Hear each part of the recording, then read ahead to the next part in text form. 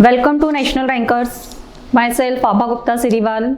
हम पढ़ रहे हैं क्लास 12 के अकाउंट में चैप्टर 4 नए साझेदार का प्रवेश, जिसमें नए अनुपात की गणना हम कर रहे हैं। पिछले जो दो क्वेश्चन हमने किए, पहले क्वेश्चन में पुराने साझेदार अपना जो लाभ का हिस्सा है वो पहले के समान ही रखना चाहते थे, उसमें किसी तरह का कोई चेंज नहीं करना चाहते थे। सेकेंड कंडीशन में नए साझेदार के लिए पुराने साझेदार बराबर बराबर मात्रा में अपने हिस्से का त्याग कर रहे थे। अब जो क्वेश्चन हम देख रहे हैं उस क्वेश्चन में पुराने साझेदारों का अनुपात दिया है और त्याग दिया है कि उन्होंने नए साझेदार के लिए कितना दिया है अपने हिस्से में से, लेकिन नए साझेदार एक्चुअल वास्तव में कितने हिस्से के लिए आ रहा है ये हमें नहीं बताया गया है, तो हमें वो निकालना है। क्वेश्चन देखिए सबसे पहले आप कि x और y 7:3 के अनुपात में लाभ बांटने वाले साझेदार हैं। Z फर्म में नए साझेदार के रूप में प्रवेश कर रहा है और x से 2/7 ले रहा है और y से 1/7 ले रहा है। नया अनुपात निकालिए। Z एक्चुअल में कितने हिस्से के लिए आया ये हमें नहीं दिया है, सिर्फ हमें त्याग का अनुपात दिया है। तो सबसे पहले हम क्या करेंगे, A और B का जो नया अनुपात है वो निकाल लेंगे। उसके लिए हेडिंग हमारा कैलकुलेशन ऑफ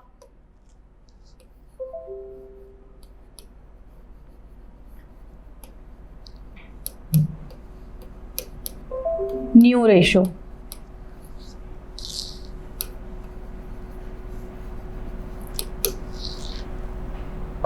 पहले हम हेडिंग लिख देंगे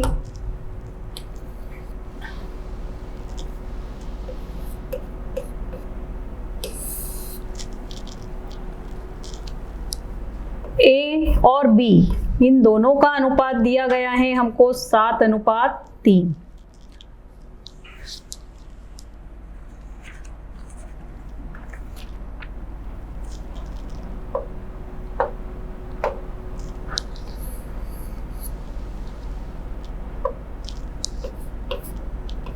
ये हमने पहले इनका अनुपात लिख दिया। अब जो नया साझेदार है वो कितने हिस्से के लिए आ रहा है ये हमें निकालना है। तो पहले हम x का नया अनुपात निकालेंगे।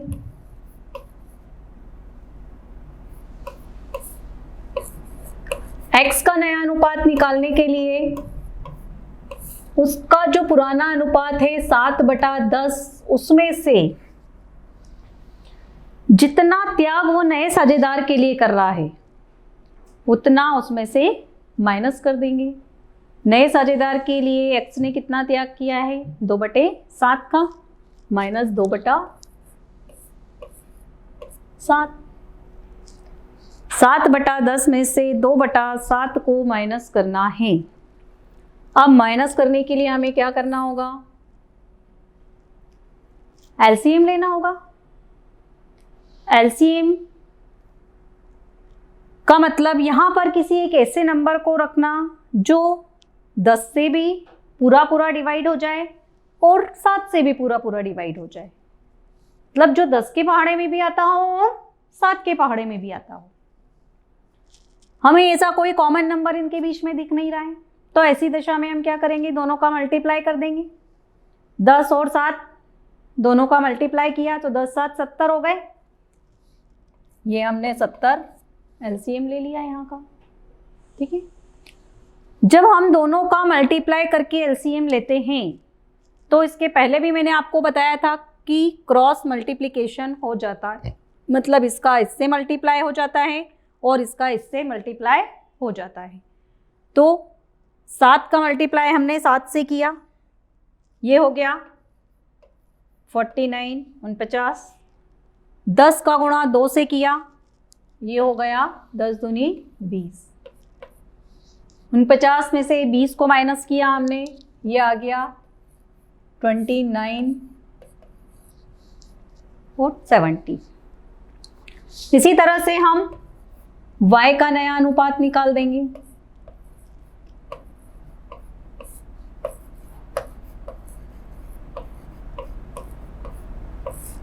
y का पुराना अनुपात कितना है? 3/10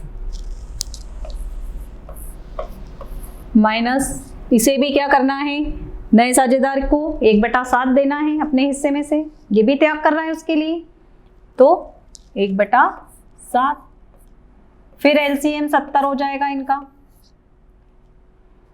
फिर क्रॉस मल्टीप्लिकेशन होगा वापस, 7 तिया 21, 10 एकम 10, ये हो गया 11/70।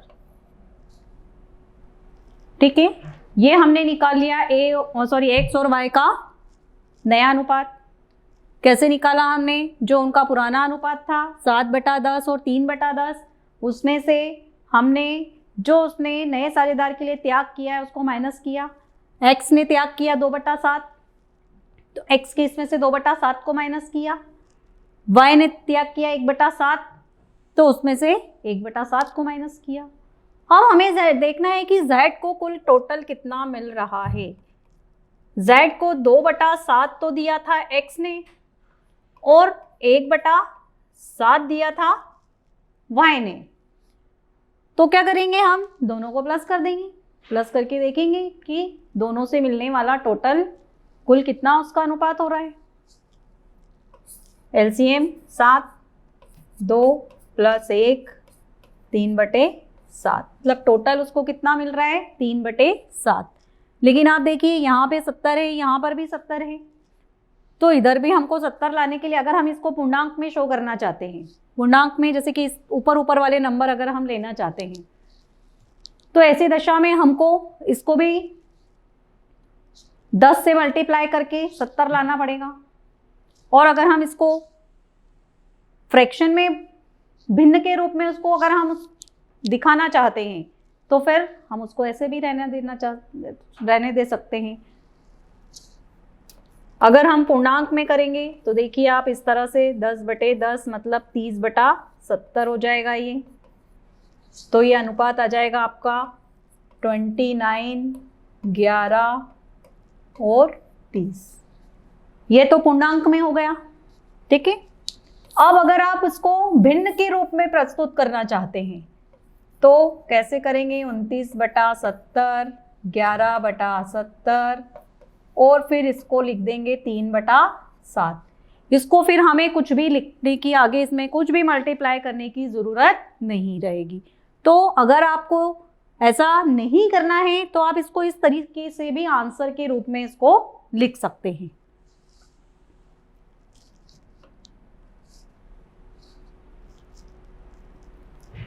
अब अगला क्वेश्चन देखिए आप। अगले क्वेश्चन में आपको 2 कंडीशन दी गई हैं। दिलीप और दिनेश एक फर्म में 3-2 के अनुपात में साझेदार हैं। इस फर्म में सोहन नए साझेदार के रूप में प्रवेश करता है। उसका लाभ अनुपात 1/4 है। सभी साझेदारों के नए अनुपात ज्ञात कीजिए, जबकि सोहन ने अपने लाभ का संपूर्ण भाग दिनेश से लिया है। पहली कंडीशन क्या है कि जब पूरा भाग वो किससे ले रहा है?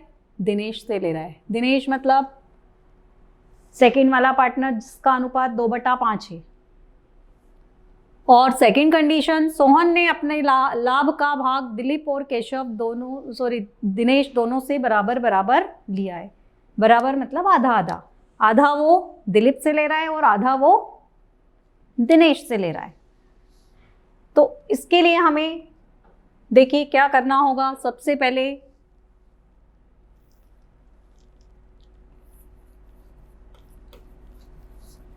Calculation of new ratio.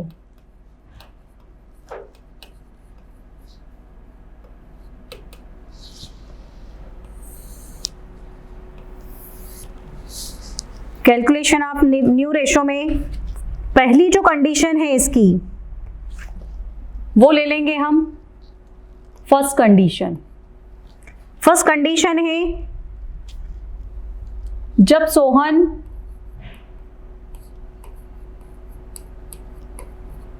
संपूर्ण भाग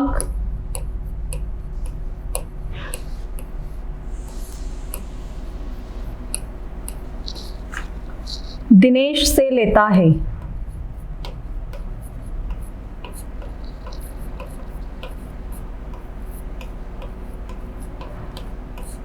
अगर वो दिनेश से लेता है तो हम किस तरीके से करेंगे? तो सबसे पहले हम इनका अनुपात लिख लेंगे। दिलीप, दिनेश,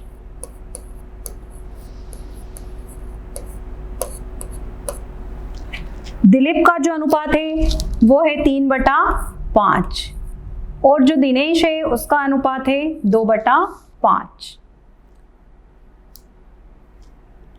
दिनेश का अनुपात 2/5 है और सोहन को सारा हिस्सा वही दे रहा है। सारा हिस्सा मतलब जितने भी हिस्से के लिए वो फर्म में प्रवेश कर रहा है। कितने हिस्से के लिए वो फर्म में प्रवेश कर रहा है? 1/4 हिस्से के लिए, है ना। तो पूरा हिस्सा वो जब इससे ले रहा है तो इसके इसमें से उसको माइनस कर देंगे। दिलीप का जो हिस्सा है वो पहले के समान ही रहेगा, उसमें किसी तरह का कोई परिवर्तन नहीं आएगा। 20 एलसीएम आ गया। दोनों का मल्टीप्लाई करने के बाद क्रॉस मल्टीप्लाई कर देंगे हम। 4 दूनी 8, 5 एकम 5, 3/20 और जो सोहन है उसका अनुपात 1/4। अब आप चाहें तो उसको ऐसे भी शो कर सकते हैं। किस तरीके से? ये देखिए आप 3/5, 3/20 और 1/4। चाहे तो हम इसको ऐसे भी लिख सकते हैं आंसर के रूप में। और अगर हम चाहते हैं कि इसके इक्विवेलेंट इन दोनों को भी ले आए तो हमें किसी नंबर से मल्टीप्लाई करना पड़ेगा। किस केस में? दिलीप के इसमें 4 से मल्टीप्लाई अगर हम कर देते हैं तो 12/20 आ जाएगा। ये मल्टीप्लाई हमने क्यों किया है? सिर्फ यहाँ पर 20 लाने के लिए। बाकी जो दिलीप है नए साझेदार के लिए कोई त्याग नहीं कर रहा है। वो क्या अपने हिस्से का त्याग नहीं कर रहा है नए साझेदार के लिए, तो जो उसका हिस्सा है वो पहले के समान ही रहेगा। ये जो हमने मल्टीप्लाई किया है ये सिर्फ इसलिए किया है ताकि इनके जो अनुपात हैं वो बराबर बराबर हो जाएं। अब अगर हम 12/20 को कैंसिल करेंगे 4 से, 4 तिया 12, 4 पंजे 20, वापस 3/5 आ जाएगा हमारा। इसी तरह से 1/4 को बराबर करने के लिए 5 से इसमें गुणा कर देंगे। 4 पंजे 20 होता है तो 5 से गुणा करेंगे, नया अनुपात आ जाएगा 12/3/5। ये आंसर भी आपका सही है। और अगर ये आंसर आप लिखते हैं तो ये भी आपका सही है। दोनों कंडीशन में आप कर सकते हैं, दोनों आंसर आपके सही होंगे, गलत नहीं होंगे। तो ये थी हमारी पहली विधि जिसमें जब सोहन अपना पूरा भाग दिनेश से लेता है। अब देखिए आप दूसरी जो कंडीशन है वो है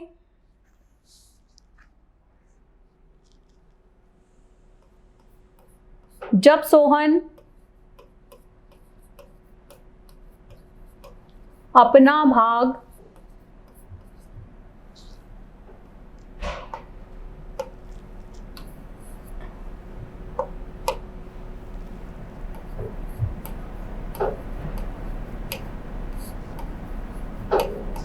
पुराने साझेदारों से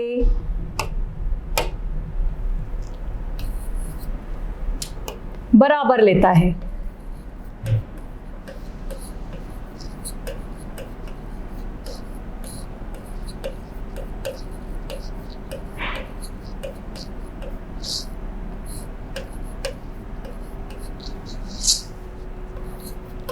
बराबर का मतलब होता है आधा आधा। किसका आधा? उसके शेयर का आधा। उसका शेयर जो है वो है 1/4। किसका बराबर लेगा? वो अपने शेयर का बराबर लेगा। तो सबसे पहले हम उसके शेयर का आधा भाग निकालेंगे। आधा भाग किसका? सोहन का। सोहन का जो हिस्सा है वो है 1/4। 1/4 का आधा वो लेता है दिलीप से और आधा वो लेता है दिनेश से। आधा मतलब 1/2 है ना। आधे को अगर आपको इसमें लिखना पड़ेगा तो आप किस तरह से लिखेंगे? 1/2 बराबर 1/8। 1/8 वो दिलीप से लेगा और 1/8 ही वो दिनेश से भी लेगा। तो दिलीप का नया अनुपात निकालेंगे हम।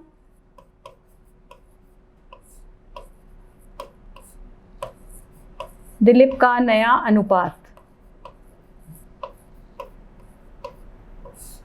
पुराना अनुपात है उनका 3/5। इस 3/5 में से 1/8 उनको क्या करना है? नए साझेदार को देना है। देना है मतलब माइनस हो जाएगा। एलसीएम आ गया 40, दोनों का मल्टीप्लाई करके ले लिया हमने। अब क्रॉस गुणा कर देंगे हम 8 का 3 से। 8 दिया 24, 5 एकम 5, 19/40। दिनेश का नया अनुपात,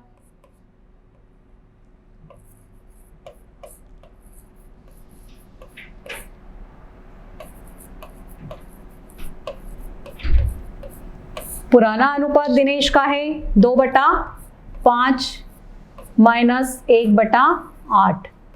एलसीएम हो गया 40। फिर गुणा किया हमने, क्रॉस 8 दूनी 16, 5 एकम 5, 11/40। ठीक है। जो सोहन है उसका हिस्सा 1/4 है। यहां पर 40 है, यहां पर भी 40 है, तो हमें 40 लाने के लिए क्या करना होगा? किसी एक नंबर से इसमें भी गुणा करना पड़ेगा। 10 चौक 40 होता है, तो हम 10 से गुणा कर देंगे, 10/40। तो नया अनुपात क्या आ जाएगा आपका? 19/11/10। ठीक है। ये दूसरी विधि जो हमें इस क्वेश्चन में दी गई थी, जिसमें सोहन अपना भाग पुराने साझेदारों से बराबर बराबर ले रहा है। बराबर मतलब होता है आधा आधा। तो अपने हिस्से का आधा ले रहा है, तो हमने पहले क्या किया? इसके हिस्से का आधा निकाला। 1/4 का आधा मतलब 1/2 होता है। तो 1/4 का 1/2 बराबर 1/8। ऊपर ऊपर की नंबर्स का हमने गुणा किया और फिर नीचे के नंबर्स का गुणा किया। मतलब ये जो पुराने साझेदार हैं उसमें दिलीप वो भी 1/8 दे रहा है नए साझेदार को, और जो दिनेश है वो भी 1/8 दे रहा है नए साझेदार को। दे रहा है मतलब कम हो रहा है उनका हिस्सा। पहले उसका हिस्सा 3/5 था, उसमें से उसको 1/8 देना है। माइनस करेंगे, दोनों का एलसीएम लिया हमने, 40 आया। 40 में फिर क्रॉस गुणा किया हमने, क्रॉस गुणा इसमें 24 माइनस 5, 19/40। फिर दिनेश का नया अनुपात निकाला हमने 2/5। ये भी 1/8 दे रहा है, तो इसमें से भी 1/8 को हमने माइनस किया। एलसीएम वही 40 आया हमारा। फिर क्रॉस गुणा किया, 8 दूनी 16, 5 एकम 5, तो ये आया माइनस करने पे 11/40। इसके बाद सोहन को हमने इनके बराबर किया है। 1/4 में हम किस नंबर से गुणा करें कि 40 आ जाए? 4 में अगर हम 10 से गुणा करेंगे तो 10 चौक 40 होता है, 40 आ जाएगा। तो 10 का गुणा हमको ऊपर भी करना है और नीचे भी करना है, 10/40। इस तरह से पूर्णांक में जब हम इसको शो करने जाएंगे तो 19/11/10। ये दोनों विधियां आपकी इसमें पूरी हो गई। तो आपको इस तरह से करना है कि जब अगर किसी पर्टिकुलर कोई एक ही पार्टनर, कोई एक ही साझेदार नए साझेदार के लिए त्याग करना है, तो उसमें से हमको किस तरह से माइनस करना है? जिसने त्याग किया है सिर्फ उसी के उसमें से हमको माइनस करना है। जिसने त्याग नहीं किया है उसका अनुपात पहले के समान ही रहेगा, उसमें किसी तरह का कोई परिवर्तन नहीं होगा। और अगर साझेदार बराबर ले रहे हैं, बराबर मात्रा में त्याग कर रहे हैं, तो आपको ये इस तरीके से करना है।